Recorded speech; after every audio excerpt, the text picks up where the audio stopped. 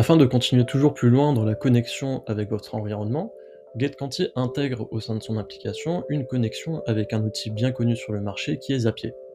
Pour celles et ceux qui ne connaissent pas Zapier, Zapier est un petit outil qui vous permet d'interconnecter tous vos outils à partir du moment où ils sont soit sur la bibliothèque de Zapier, soit si vous avez la possibilité de créer des webhooks afin d'envoyer vos données.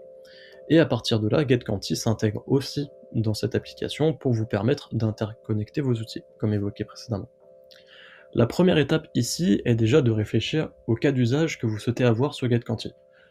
Plusieurs exemples sont possibles. Vous pouvez alimenter notamment votre CRM avec les données de GetQuanti, notamment sur HubSpot, en venant soit alimenter une liste de contacts, soit créer les entreprises directement sur votre CRM.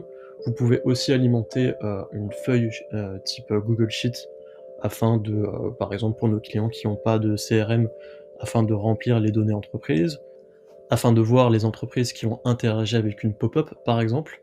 N'hésitez pas à revenir vers nous pour les cas d'usage, puisque pour le coup, on en a un petit peu en stock de notre côté, étant donné le suivi qu'on fait depuis un certain nombre d'années avec nos clients, et ceci pourra vous donner des idées. Donc, deux manières de procéder sur Zapier directement. Vous pouvez soit utiliser le modèle GetQuanti qui est disponible sur Zapier, soit passer par l'établissement d'un webhook. Notre premier cas d'exemple concerne donc le modèle GetQuanti qui est disponible lorsque vous cliquez hop, et que vous venez créer votre Zap pour la première fois. Vous avez ici la possibilité de chercher GetQuanti, et ce dernier sera trouvé ici.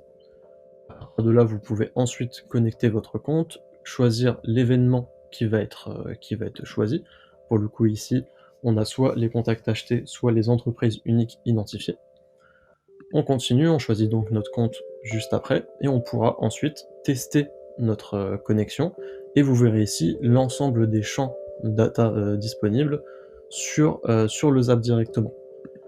À partir de là, vous pourrez donc, comme évoqué précédemment, choisir d'alimenter une feuille Google Sheet, ou par exemple d'alimenter votre CRM. Ça, c'était le premier cas d'exemple. Le deuxième cas d'exemple concerne du coup l'établissement d'un webhook directement sur le Zapier. Et pour le coup, vous aurez besoin de commencer votre Zap en choisissant le Webhook by Zapier, qui vous demande un abonnement premium, qui n'est pas excessif, hein, mais qui, pour le coup, lui, nécessite le premium. Et ensuite, de choisir l'événement qui, lui, est très important, Catch Hook, c'est le troisième. À partir de là, continuez. Vous pourrez donc ensuite continuer cette deuxième étape, tester votre trigger, et c'est ici que le Zap vous donne le lien du Webhook, qui, lui, peut être copié, et sera à renseigner directement sur l'application. Lorsque vous êtes sur votre page d'accueil, vous pourrez donc cliquer sur vos initiales, vous rendre sur Administration, puis Intégration, et ensuite venir dérouler la liste tout en bas pour ajouter votre webhook, tout simplement. Et en ajoutant votre webhook, vous pourrez donc remplir sur le champ